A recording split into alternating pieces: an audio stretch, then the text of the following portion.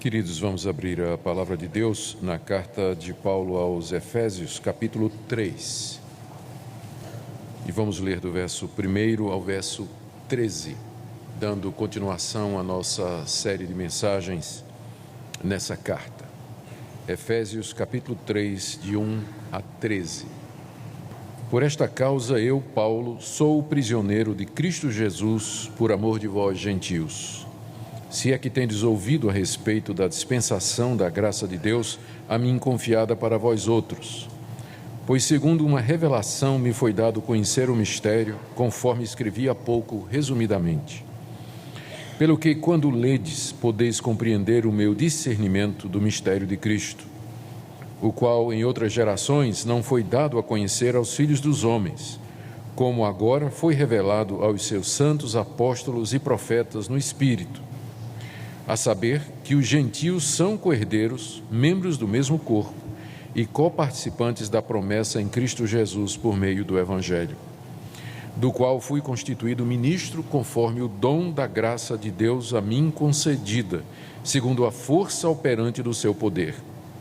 A mim, o menor de todos os santos, me foi dada essa graça de pregar aos gentios o Evangelho das insondáveis riquezas de Cristo, e manifestar qual seja a dispensação do mistério desde os séculos oculto em Deus que criou todas as coisas, para que pela Igreja a multiforme sabedoria de Deus se torne conhecida agora dos principados e potestades nos lugares celestiais, segundo o eterno propósito que estabeleceu em Cristo Jesus, nosso Senhor, pelo qual temos ousadia e acesso com confiança mediante a fé nele. Portanto, vos peço que não desfaleçais nas minhas tribulações por vós, pois nisso está a vossa glória. Até aqui, queridos, a leitura da palavra de Deus. Oremos mais uma vez. Pedimos, nosso Deus, que pelo teu Espírito Santo nos concedas iluminação para compreendermos a tua palavra. Dê, Senhor, que a meditação sobre a tua revelação encha o nosso coração de esperança, conforto, instrução e aumente o nosso conhecimento de Ti. Fala ao coração de cada um de nós, presente aqui nessa noite. Também aqueles queridos que nos ouvem através da internet. Em nome de Jesus. Amém. Meus irmãos, esse texto é um texto autobiográfico em que o apóstolo Paulo fala a respeito do seu chamado para ser um apóstolo de Jesus Cristo.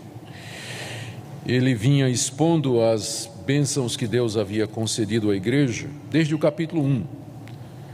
No capítulo 1, do verso 3 até o verso 14, ele fez uma exposição de como Deus Pai, na eternidade, elaborou esse plano de ter para si um povo que ele escolheu de entre a raça humana e predestinou para ser um povo seu, um povo santo.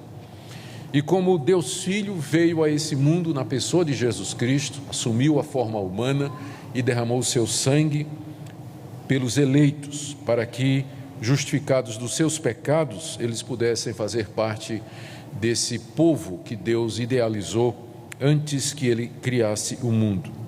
E como Deus Espírito Santo, através da pregação da palavra, chama estas pessoas no tempo certo, no momento correto, e vem habitar neles como selo e penhor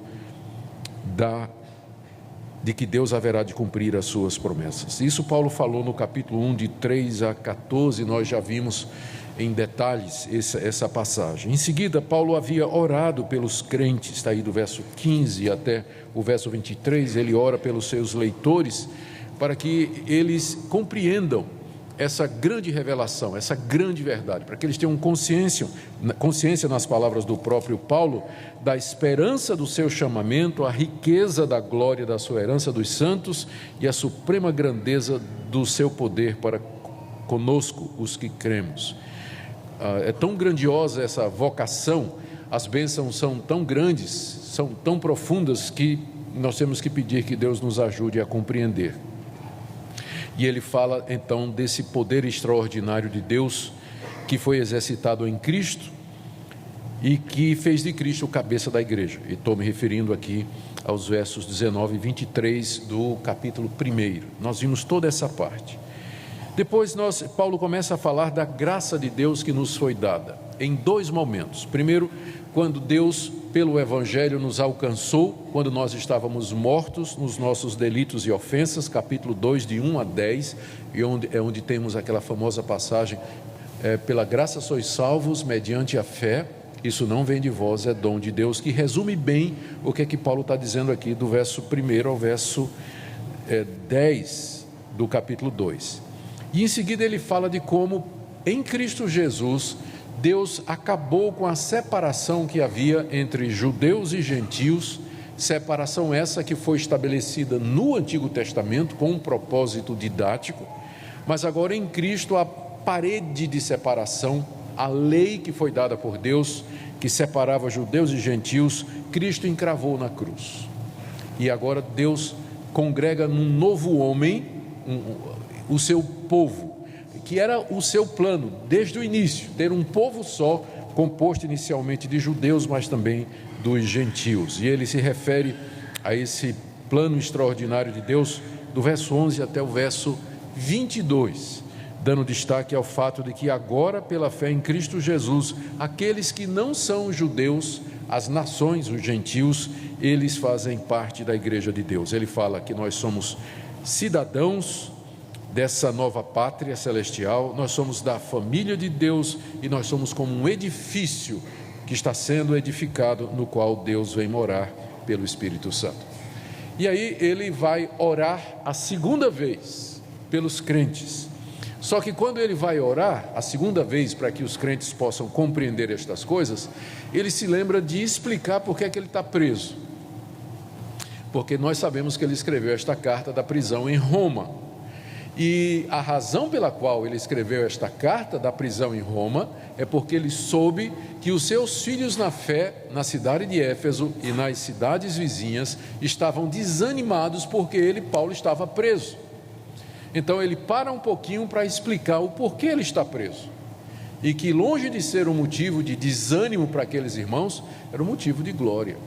E aí então ele continua a oração. Ele vai fazer essa oração no verso 14. Vocês percebem então a ligação. No capítulo 3, verso 1, ele diz: por esta causa, eu, Paulo, a palavra sou, o verbo sou que está aí, ele não está no original grego, foram os nossos tradutores que colocaram para poder dar sentido, porque literalmente Paulo está dizendo: por esta causa, eu, Paulo, o prisioneiro de Cristo Jesus, por amor de vós os gentios. Aí ele ia orar.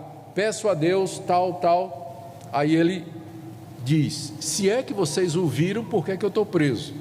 E aí ele introduz a razão da sua prisão, e ele retoma a oração no verso 14: por esta causa, me ponho de joelhos diante de Deus. E aí ele ora segunda vez pelos seus leitores. Então o que nós temos aqui, na verdade, é um parênteses no texto corrido da carta, em que Paulo para explicar a razão da sua prisão. Se ele fez isso, é porque deve ser importante nós sabermos por que ele estava preso e a razão pela qual Deus o confinou a uma prisão na cidade de Roma, pelo menos por 2 anos, segundo o livro de Atos.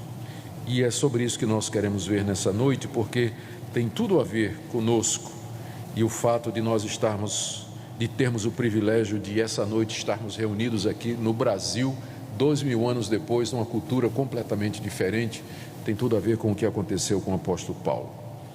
O que ele vai explicar aqui é que ele está preso porque Deus o escolheu e o colocou como pregador de um mistério que não havia sido revelado completamente no Antigo Testamento, mas que encontrou desvendamento agora, com a vinda de Cristo e com a chegada dos apóstolos, especialmente dele, Paulo.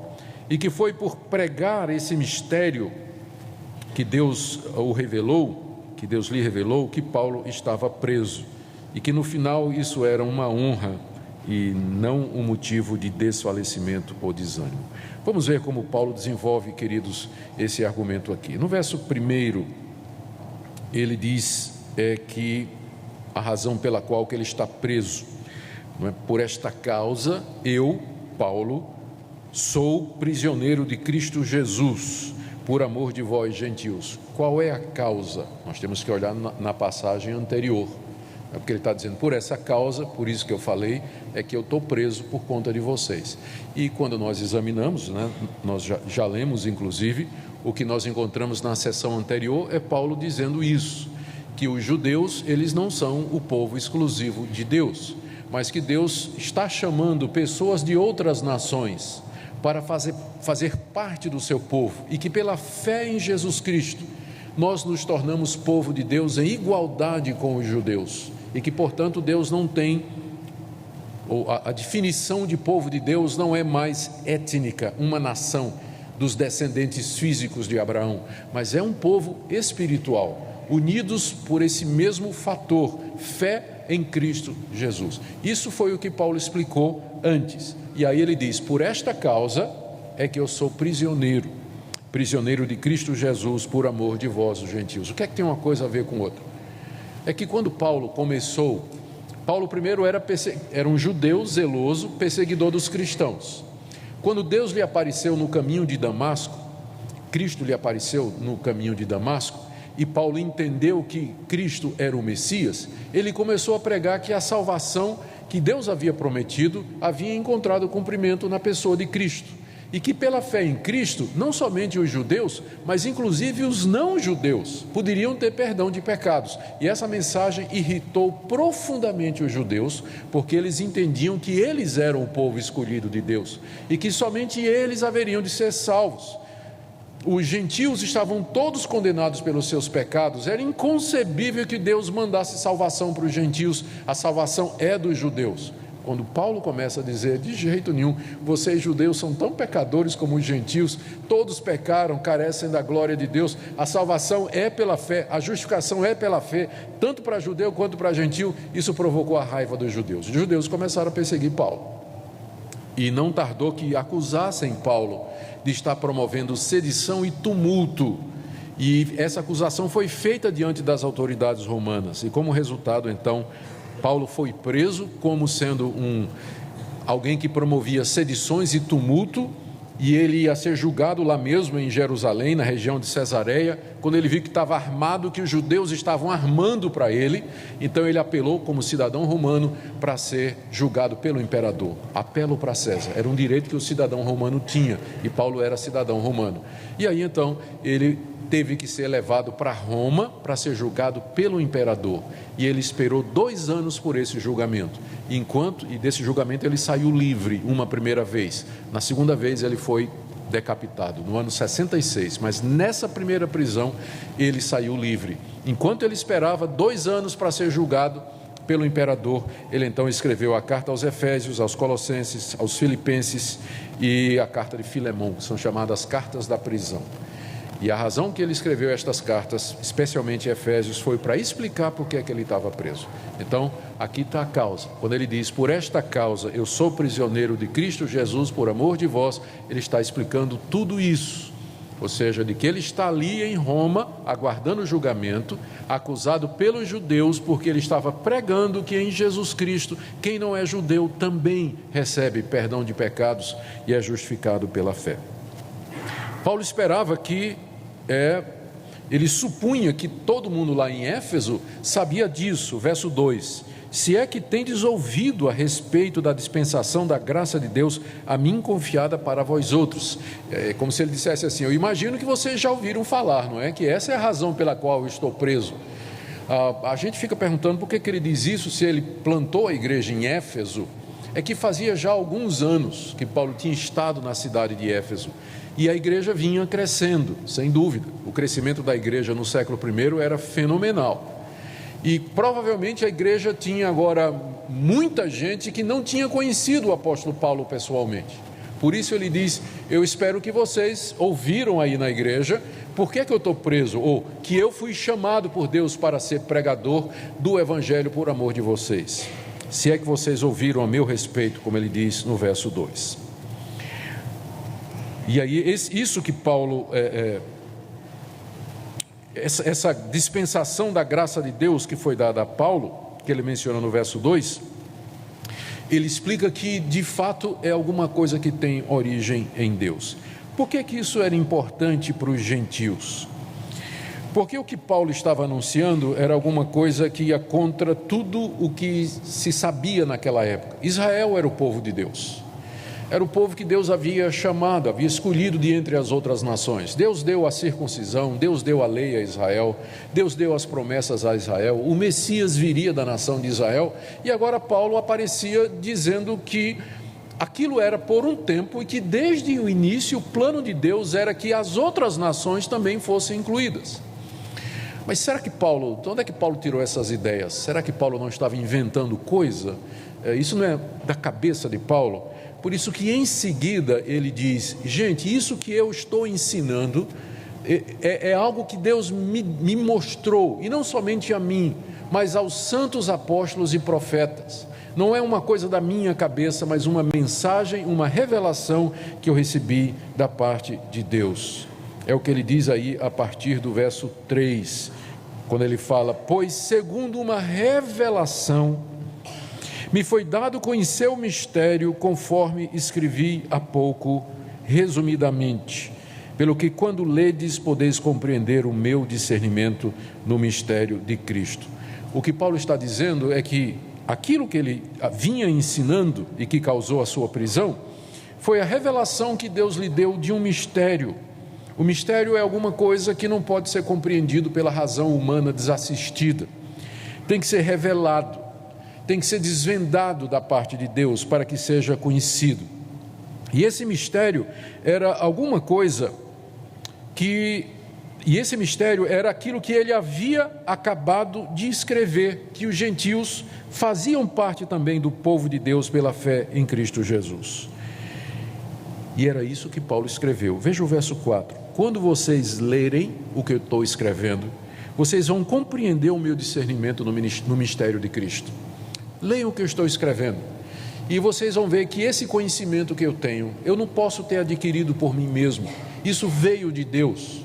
Então Paulo apresenta a sua mensagem, a sua pregação como prova, dizendo, escuta o que eu estou pregando, leia o que eu estou escrevendo, examine estas palavras e você vai ver o meu discernimento, como é que eu compreendo a profundidade dos mistérios de Cristo. Paulo não estava se vangloriando, ele estava tentando deixar os gentios, efésios, tranquilos de que a mensagem que eles tinham ouvido e que Paulo pregava, de fato tinha vindo da parte de Deus. Ele está procurando revelar ou trazer, reunir provas. A gente pergunta, quando foi na história de Paulo que Deus revelou a ele estas coisas? E a primeira resposta que nos vem à mente é o que está lá no livro de Atos, no caminho de Damasco. 3 vezes no livro de Atos é relatado aquele encontro que Paulo teve com Jesus no caminho, quando ele ia para a cidade de Damasco prender os cristãos que estavam lá. Cristo lhe apareceu e disse a Paulo que haveria de constituí-lo como seu emissário e sua testemunha para as nações. Foi a primeira vez que Cristo revelou a Paulo esse mistério. Paulo, você vai anunciar o meu nome a todas as nações, e eu vou mostrar o quanto importa você sofrer por conta disso. No livro de Atos você encontra 3 vezes o relato desse encontro de Jesus com Paulo, e como fez parte dessa revelação de Cristo, o anúncio de que Paulo seria um missionário entre os gentios. Paulo provavelmente está se referindo a isso. E quando ele começou a obedecer a Jesus e pregar a inclusão dos gentios no povo de Deus, os judeus então começaram a persegui-lo e queriam inclusive matá-lo, e tentaram de todos os modos fazer isso, mas finalmente conseguiram pelo menos prendê-lo. Esse mistério em si, essa mensagem revolucionária, não é, que trouxe essa ira aos judeus, Paulo explica aí do final do verso 4 até o verso 6. O que há nessa mensagem que provocou tanta revolta? Não é? O que é que ela tem por que é um mistério? Ele chama essa mensagem no final do verso 4 do mistério de Cristo. O mistério de Cristo. Quando ele fala do mistério de Cristo, ele não está se referindo à pessoa de Cristo. Tipo assim, ele é homem, isso todo mundo podia ver, mas tem um mistério, ele também é Deus. Não era esse tipo de mistério. Também não era do tipo assim, ele morreu na cruz, morreu de fato, mas o mistério é que ele morreu para que pudesse pagar os nossos pecados. Também ele não está falando disso. Também não está falando do mistério da ressurreição, o túmulo vazio, onde está o corpo de Cristo. Ele não está falando disso. Ele está falando do efeito do que Cristo fez na cruz, que era abrir o caminho para que não judeus, como por exemplo nós brasileiros, pudéssemos pela fé nele sermos incluídos no povo de Deus e recebidos por Deus mediante o perdão de nossos pecados. Esse é o mistério de Cristo. E essa ideia de que a salvação que Deus oferece em Cristo, ela é para todos os povos, sem distinção, era alguma coisa misteriosa, verso 5, que em outras gerações não foi dado a conhecer aos filhos dos homens. Ou seja, era uma coisa que Deus guardou em segredo. Muitos anos, outras gerações, Deus tinha guardado isso em segredo. Não é que Deus não tinha dado uma dica a respeito disso. Quando você dá uma olhadinha no Antigo Testamento, você percebe que havia indicações de que Deus, era esse o plano dele. No próprio chamado de Abraão, quando Deus chamou Abraão, prometeu uma terra, prometeu uma descendência e disse: no teu descendente serão benditas todas as nações da terra. Então já estava lá no chamado de Abraão que Deus haveria de chamar outras pessoas e que um que viria de Abraão seria o canal pelo qual Deus haveria de abençoá-los. No livro dos Salmos, você tem salmos que dizem assim: louvai a Deus todos os povos, vós gentios louvai a Deus. Lembra desse salmo? Está lá, são vários salmos que chamam todas as nações para adorar a Deus. No livro dos profetas, você encontra Isaías anunciando isso, por exemplo, Deus dizendo assim: eu fui chamado por um povo que não era meu povo, e todos os dias eu estendi minhas mãos a um povo rebelde, mas um povo que não conhecia o meu nome, esse haverá de me louvar.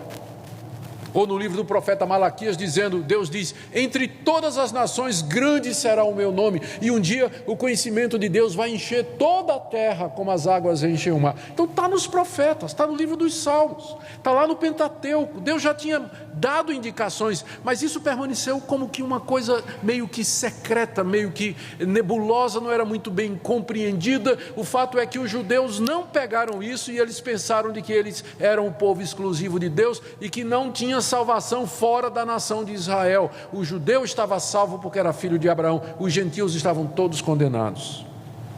Mas agora, Paulo diz no verso 5, agora esse mistério foi revelado. Agora ficou claro qual era o plano de Deus desde o início, quando ele criou o mundo, quando ele chamou Abraão. Era ter um povo do qual fizesse parte gente de todas as nações que tinham em comum a fé no Senhor Jesus Cristo. Agora, note esse agora aí do verso 5, que fala dos eventos acontecidos em Cristo Jesus, a chegada de Cristo, a sua morte, a sua ressurreição e o ministério dos apóstolos. Agora, no tempo que eu estou vivendo, diz Paulo, isso foi revelado por Deus, não a todo mundo, mas ele diz aos seus santos apóstolos e profetas pelo Espírito Santo. A quem Paulo está se referindo? Os santos apóstolos, o nome aqui, o adjetivo santos apóstolos, está mostrando que Paulo não está falando de apóstolo de esquina, que tem igreja numa esquina aí qualquer. Ele está falando dos 12, aqueles 12 que Cristo chamou, um depois traiu, que foi Judas, e ele foi substituído, no final o número era 12, aqueles 12 que Cristo chamou e constituiu como suas testemunhas. A eles Deus revelou em Cristo Jesus, pelo Espírito, esse mistério que ele tinha guardado em segredo no Antigo Testamento. Por exemplo, no livro de Atos, você tem o apóstolo Pedro.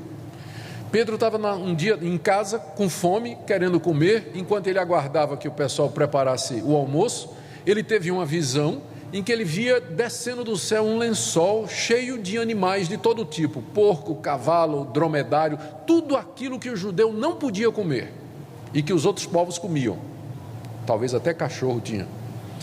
E Pedro olhou aquilo ali, aqueles animais impuros, dentro daquele lençol, e Deus falou com ele e disse assim: Pedro, você não está com fome? Levanta, mata e come. Aí Pedro disse: mas nunca, Senhor, eu comer porco? Eu sou judeu, na minha boca nunca entrou nada impuro. Apesar de ter entendido que Cristo era o Salvador, Pedro ainda continuava nas práticas judaicas. Não, eu não como carne de porco de forma nenhuma, nunca comi. Aí Deus disse: aquilo que eu purifiquei, você não considere imundo. Pedro não entendeu. E aí o Espírito Santo disse a Pedro: vai chegar agora um pessoal, alguns gentios vão chegar na sua casa e vão convidar você para ir com eles, e vá, porque eu mandei.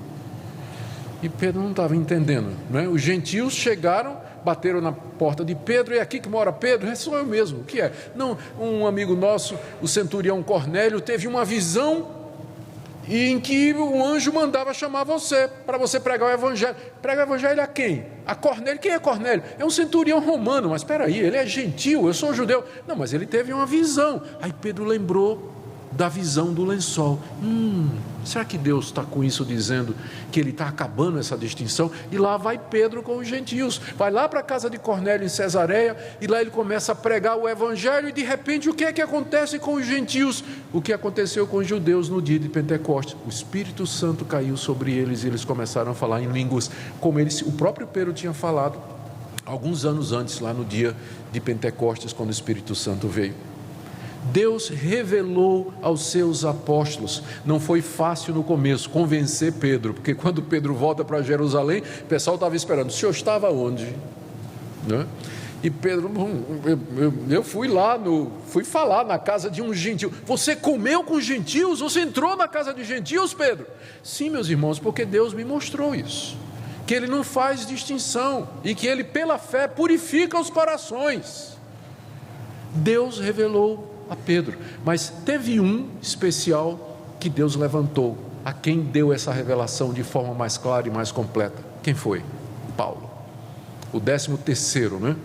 Ele nunca se considerou como parte dos 12, mas como alguém que foi chamado meio que fora de tempo, porque Deus o chamou para esse ministério especial de falar isso, anunciar o evangelho aos gentios, que a graça de Deus também estava sendo dada a eles. Agora foi revelado aos seus santos apóstolos e profetas. Os profetas aqui é uma dificuldade, mas você não vai encontrar unanimidade entre os intérpretes, mas eu penso que a explicação menos complicada é que eram profetas que eram próximos dos apóstolos, tipo Ágabo, que você encontra no livro de Atos, e que juntamente com os apóstolos receberam esta revelação fundamental para o cristianismo, que é a base da igreja cristã.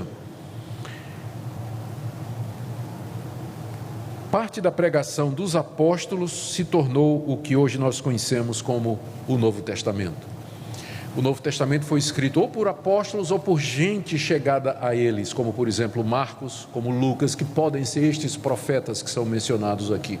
Tiago, irmão de Jesus, que não era apóstolo, mas a eles Deus deu a revelação desse mistério, da pessoa de Cristo, da sua obra e da sua extensão, e é isso que compõe o Novo Testamento. Eles são, portanto, nós assim consideramos os únicos recipientes da revelação divina. E então, no verso 6, Paulo finalmente explica o que é esse mistério, em detalhes. Ele diz 3 coisas. Em Cristo, os gentios são, primeiro, verso 6, co-herdeiros dos judeus. Deus havia prometido a Abraão que a sua descendência haveria de herdar a terra, não somente a terra da Palestina, mas a vida eterna, o novo céu e a nova terra onde habita a justiça. Agora nós somos co-herdeiros com eles, nós entramos na mesma herança, nós vamos herdar juntamente com os judeus que creem em Cristo, o novo mundo que está por vir e que Deus prometeu aos seus filhos. Segunda coisa que Paulo diz, nós somos membros do mesmo corpo. O corpo aqui é o povo de Deus, que antes era composto somente pelos judeus, mas agora nós somos membros do mesmo corpo, na mesma igualdade que os judeus que haviam recebido todas as promessas. Terceiro, nós somos coparticipantes da promessa. Quando a gente pergunta que promessa é essa, a gente se lembra lá do capítulo 1, quando Paulo diz no verso 13, depois que vocês creram, vocês foram selados com o Santo Espírito da promessa. É provável que Paulo esteja se referindo ao Espírito Santo que Deus prometeu lá em Joel capítulo 2, eu vou derramar o meu Espírito sobre toda a carne. E isso fazia parte do reino messiânico. Os judeus, os gentios, nós pela fé, nós nos tornamos coparticipantes na promessa do Espírito Santo. Nós também recebemos o Espírito Santo como os judeus que creram em Cristo receberam no dia de Pentecostes. E tudo isso, Paulo diz aí no final do verso 6, é por meio do Evangelho. Quando um brasileiro como você e como eu ouve o Evangelho, as boas notícias de que Deus amou o mundo de tal maneira que deu o seu Filho para que todo aquele que nele crê não pereça, mas tenha a vida eterna. Quando você crê nisso de todo o seu coração, você se torna parte do povo de Deus, membro do mesmo corpo, co-herdeiro de Abraão e também coparticipante da promessa do Espírito Santo. Que privilégio para nós! Tudo isso mediante Jesus Cristo. E é por isso que Paulo está preso, né? Qual é o papel dele? Como é que alguém pode ficar preso por isso? Ele explica o papel dele aí do verso 7 ao verso 11, já encaminhando para a finalização. Olha como Paulo descreve o seu papel nisso. No verso 7 ele diz, Evangelho, verso 6, do qual eu fui constituído ministro. Deus me chamou para ser ministro. A palavra ministro no grego é diácono, que significa servo, alguém comissionado para fazer um serviço. Paulo havia sido chamado por Deus e foi encarregado dessa missão. E ele diz ainda no verso 7 que foi uma graça, que foi um favor de Deus. Ele diz aí, conforme o dom da graça a mim concedida. Ele vai dizer porque que ele considera o seu chamamento uma graça. No verso 8, a mim, o menor de todos os santos, me foi dada essa graça de pregar aos gentios o Evangelho. Por que Paulo achava que ele nunca merecia? Ele não merecia ter sido chamado para ser um pregador, um apóstolo dos gentios. É porque ele foi um perseguidor da igreja. É provável que ele estava envolvido na morte de alguns cristãos, se não diretamente, mas de forma indireta. Pelo menos na morte de Estevão ele estava envolvido, lá em Atos capítulo 7, não é? Ele participou e foi cúmplice lá, quando os judeus apedrejaram Estevão, que foi o primeiro mártir. Ele estava lá, segurou inclusive a roupa do pessoal que estava atirando pedra em Estevão. Então, isso Paulo sentia profundamente no coração, e ele considerava o fato de que Deus o chamou para ser um apóstolo, pregador do Evangelho, graça, porque ele não merecia por conta do seu passado de perseguidor. Por isso, aqui não é falsa humildade não, Paulo sofria com isso. A mim, o menor de todos os santos, foi dada essa graça de pregar. E o que é que ele tinha que pregar? Duas coisas, final do verso 8, o Evangelho das insondáveis riquezas de Cristo. Como é que a gente prega alguma coisa que é insondável, não é? Vai ter que ter uma hora que a gente vai faltar palavras, porque é insondável a graça de Deus em Cristo Jesus, o seu amor por nós desafia nosso entendimento. Não há palavras que possam descrever completamente todo esse plano maravilhoso de Deus, o seu amor e a sua misericórdia. Mas Paulo foi chamado para pregar o Evangelho das insondáveis riquezas de Cristo. E, segunda missão, verso 9, manifestar qual seja a dispensação do mistério desde os séculos oculto em Deus que criou todas as coisas. Ou seja, a minha missão é manifestar pela pregação como Deus administrou esse mistério através dos séculos. Que mistério é esse? Cristo em vós, esperança da glória. Que Cristo é o Salvador dos gentios, que Ele veio reunir um povo para Deus de todas as nações. Para que tudo isso? Estamos chegando na prisão. Para que tudo isso? Verso 10 e 11. Para que pela igreja a multiforme sabedoria de Deus se torne conhecida agora dos principados e potestades nos lugares celestiais, segundo o eterno propósito que estabeleceu em Cristo Jesus, nosso Senhor. Vamos começar com o verso 11 e depois para o verso 10. No verso 11, Paulo fala de que esse foi o propósito eterno que Deus estabeleceu em Cristo Jesus. Ou seja, lá na eternidade, Deus traçou um plano. Deus tomou uma resolução. Ele fez um propósito.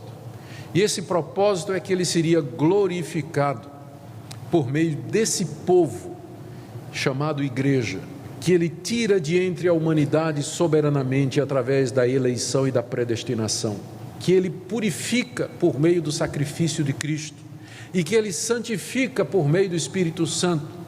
Esse é o propósito eterno que Deus estabeleceu lá na eternidade e que Ele executou na história.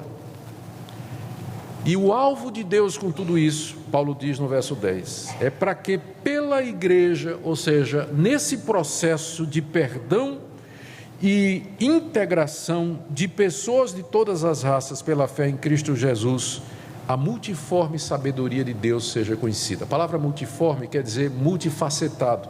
A figura mais próxima é um diamante lapidado, que tem muitas facetas, é uma pedra bonita, não é? Mas tem muitos ângulos diferentes, é isso que torna o diamante tão bonito, a pedra preciosa lapidada tão bonita, ela é multifacetada. Paulo aqui usa essa expressão para dizer, a sabedoria de Deus é como essa pedra preciosa que tem muitas facetas. E agora, verso 10, os principados e potestades nos lugares celestiais, ele está se referindo aos anjos. Eles vão olhar para a igreja e vão dizer, eu nunca tinha pensado nisso, né? Puxa, como é que Deus pensou numa coisa dessa? Não é a primeira vez na Bíblia que é dito que os anjos têm interesse na salvação dos homens e que eles não conseguem compreender a misericórdia de Deus e o amor de Deus, porque não houve perdão para os anjos que caíram, mas só para os homens. O alvo de Deus é que na eternidade, toda a criação representada aqui pelos anjos, olhem para a igreja e digam assim, que sabedoria multiforme de Deus, que amor profundo, que riquezas insondáveis, que Deus maravilhoso, que Deus glorioso, quem poderia pensar num plano desse? E Deus então vai receber toda a glória, como de fato Ele é digno. Duas implicações e Paulo termina. Primeira, Cristo, pelo qual nós temos ousadia e acesso com confiança mediante a fé nele. Através de Cristo, então, conclusão, aqui e agora nós temos acesso a Deus. É um acesso ousado e um acesso confiante. Nós podemos chegar a Deus, porque depois de uma demonstração de amor, misericórdia e sabedoria tão grande, nós só podemos chegar a esse Deus quebrados ou humilhados diante da sua glória e da sua majestade, mas nós podemos fazer em Cristo Jesus com ousadia e confiança, porque Ele nos recebe em Cristo. Segunda implicação, verso 13, portanto, eu vos peço que não desfaleçais nas minhas tribulações por vós, pois nisso está a vossa glória. Por isso, gente, depois de contar todas essas coisas, Paulo diz, vocês não têm nenhum motivo para ficar desanimado porque eu estou preso, porque eu estou preso por essa razão.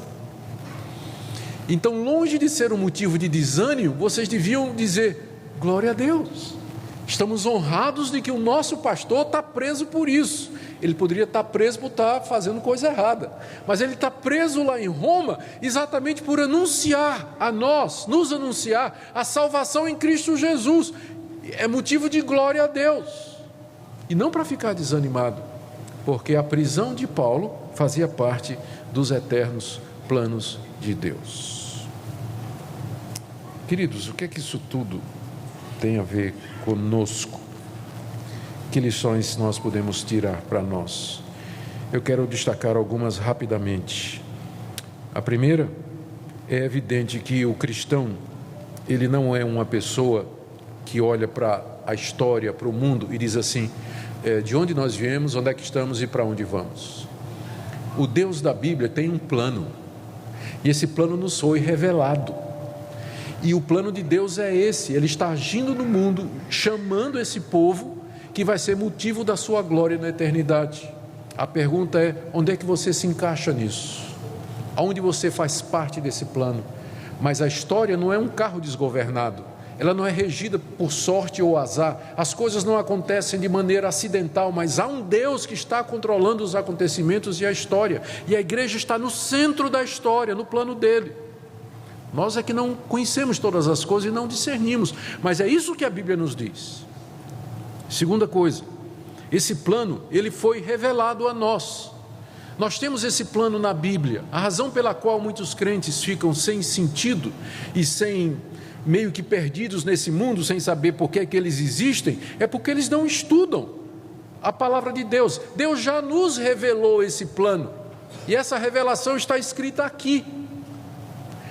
Quando nós entendemos, quando nós estudamos, quando nós compreendemos e nós vivemos por isso, a nossa vida adquire sentido. Nós sabemos por que existimos, por que é que estamos aqui, para onde estamos caminhando e o que é que vem pela frente. Um crente confuso é uma contradição em termos.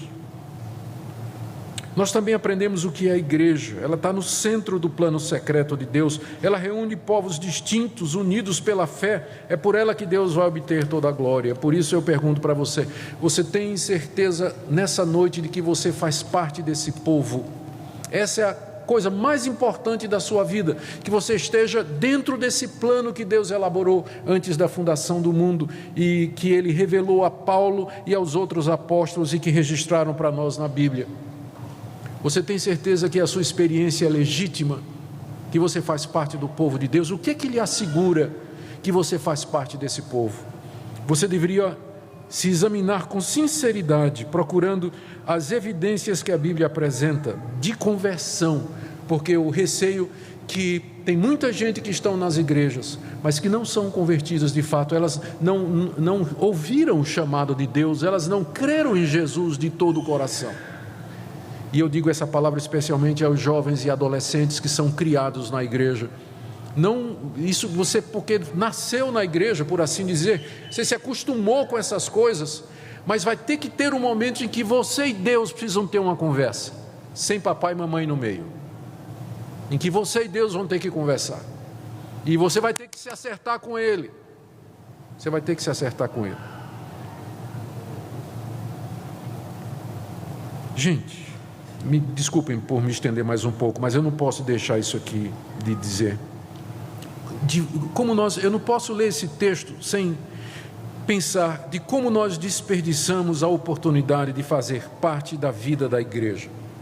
A igreja, ela não é um clube, ela não é uma instituição, embora ela tenha aspectos sociais e institucionais, mas ela é um encontro, é a comunidade geográfica num determinado lugar de pessoas que creem a mesma coisa em Cristo Jesus, que foram chamadas por Deus.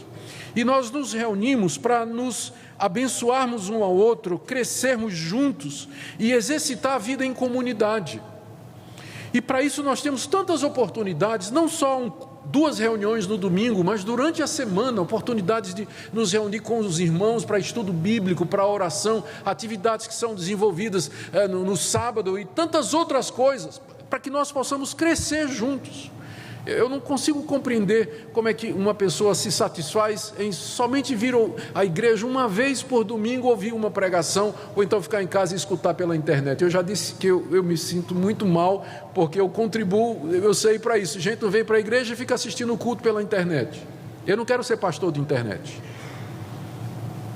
Eu não quero ser pastor de internet. Porque a vida da igreja, a igreja existe para isso, para que nós encontremos consolo, conforto, ânimo aqui nesse mundo, enquanto nós esperamos o cumprimento da promessa. Por fim, aquiete seu coração, tenha ânimo, medite nessas promessas, pense na glória futura, naquilo que está reservado. Eu sei que tem muita gente passando por problemas sérios, difíceis, eu sei. E eu não posso oferecer nenhuma outra palavra de consolo, a não ser essas promessas que estão aqui, de que nós seremos para a glória de Deus, nós somos herdeiros das promessas, da promessa do Espírito Santo, do novo céu e da nova terra e da vida eterna. Enquanto Deus não cumpre estas promessas, consolemos-nos, irmãos, pela fé com essas palavras e vivamos para a glória de Deus. Amém?